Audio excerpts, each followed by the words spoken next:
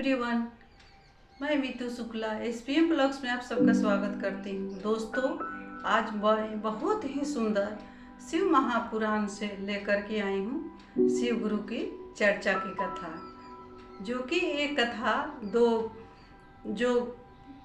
गोतिन है उनका एक कथा है। दोनों गोतिन है, एक बड़ी है और एक छोटी है।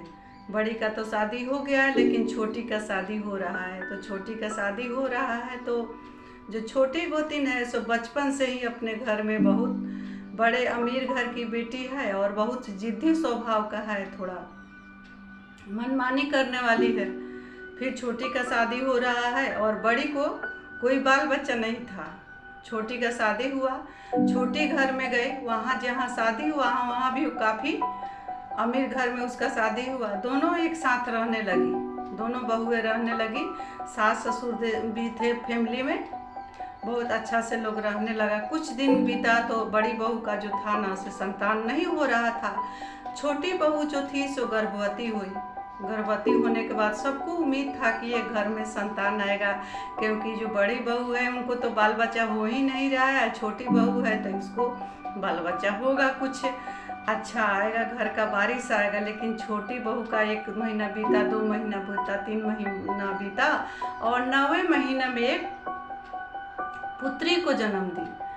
तो पुत्री को जन्म दी तो पूरा मने लग रहा था कि औलाद आएगा और पुत्री हो गई, वंश आएगा। तो सब लोग थोड़ा दुखी था। फिर भी सब कुछ थोड़े दिन में, 1-2 दिन में सब ठीक हो गया। सब लोग बच्चे को मान जान करने लगा, अच्छे से लोग रहने लगा। इधर बड़ी बहू को बच्चा नहीं हो रहा था।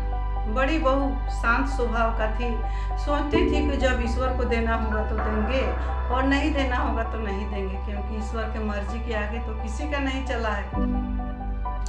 फिर कुछ दिन के बाद 2 साल 3 साल बीतता, फिर छोटी बहू फिर से गर्भवती हुई। फिर लग रहा था कि फिर पुत्र होगा, लेकिन फिर उसको 9वां महीना फिर एक और पुत्री हो गई। उस समय छोटी बहू बहुत उदास हुई, पूरा घर परिवार का लोग भी उदास हुआ। उसके बाद में तीसरे बार छोटी जो बहू थी उसको उम्मीद था कि अब इस बार तो लड़का होगा, लेकिन उस बार भी फिर लड़की ही हुआ छोटी बहू को।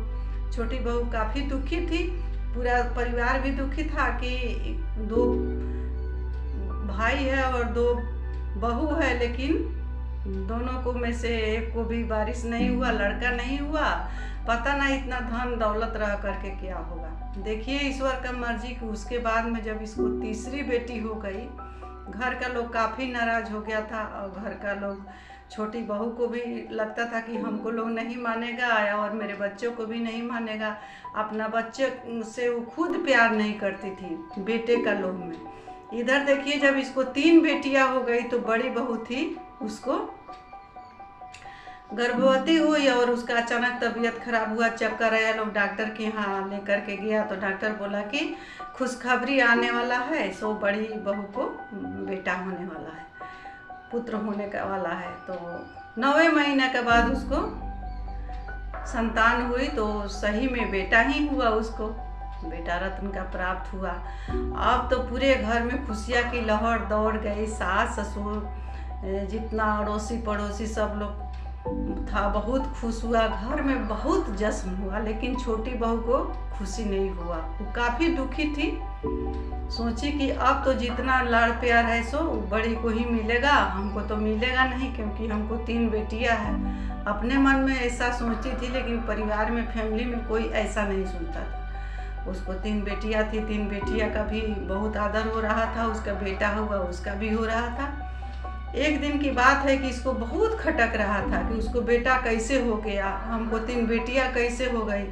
बड़ी बहू कुछ काम करने के लिए गई, तब तक काकी सीढ़ी से लेकर के उसका बेटे को पटक दी छोटी बहू, और उसका बहाना करके रोने लगी। सबसे पहले चिल्लाने लगी कि हाथ से छूट गया बेटा, सीढ़ी से गिर गया। इस तरह करते करते जो बेटा था सो मर गया। देखिए दोस्तों, ईर्ष्या कितना बुरा होता है।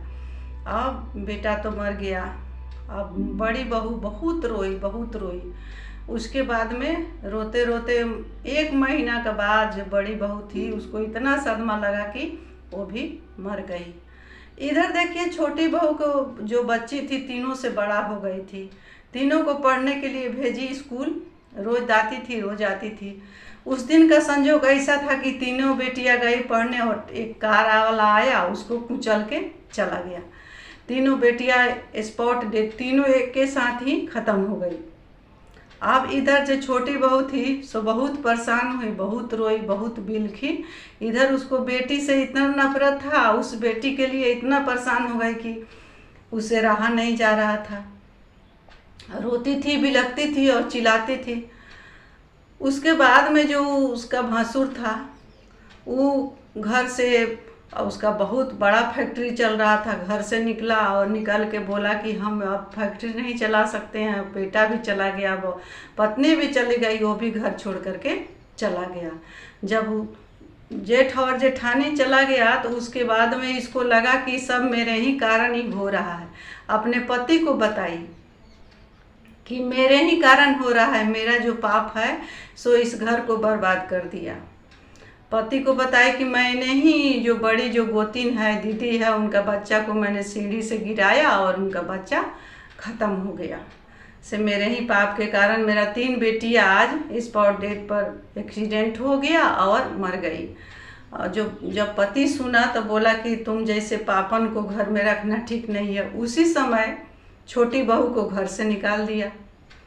घर से निकलने के बाद उसका भी अब इधर पूरा उसका काम ठप हो चुका था। जितना आसमान पर चला था काम वो पूरा धीरे धीरे धीरे ठप होते रहा। सास ससुर जो थी सो उसको चिंता हो गया कि अब क्या होगा। बड़ी बहू का जो बच्चा था वो भी ख़त्म, इसका भी ख़त्म, बेटा भी चला गया, बहू भी चली गई। सास ससुर बहुत परेशान था। बूढ़े आदमी कितना टेंशन सहता, वो लोग भी चल बसा लो। बच्चा एक छोटी बहू का जो पति था सो बच्चा था, वो भी एक दिन सोचा कि मैं क्यों इस घर में रहूं, वो घर को छोड़ के वो भी चल दिया। अब बुझिए कि पूरा तरह से वो घर बंजर हो चुका था दोस्तों। एक छोटी बहू के गलती के चलते वो पूरा घर उजड़ गया। और देखिए कैसे मनुष्य के हृदय में दया नहीं रहने के चलते ईर्ष्या कैसे उत्पन्न होता है और कैसे अपने खुशी के लिए कैसे दूसरे फैमिली को बर्बाद करता है और कैसे ईश्वर उसको बर्बाद करते हैं। इसीलिए कभी किसी के लिए भी बुरा नहीं सोचना चाहिए, बुरा नहीं करना चाहिए। हो सकता है कोई बुरा कर दे तो कुछ देर के लिए परेशान होगा, लेकिन उसका जो परेशानी है सो कम नहीं होगा और ज़्यादा बढ़ जाएगा। तो देखिए उसको कैसे महादेव ने बेटे को सीढ़ी से पटकी और उसका 3 बेटियां एक के साथ ही कुचल के मरा गया। तो किसी के लिए कभी बुरा ना सोचे, अच्छा बोले और अच्छा करे। मेरा वीडियो इतना ही तक का था। मिलते हैं अगले वीडियो में। मेरे वीडियो अच्छा लगेगा तो मेरे वीडियो को आप लोग लाइक करेंगे, शेयर करेंगे, चैनल को सब्सक्राइब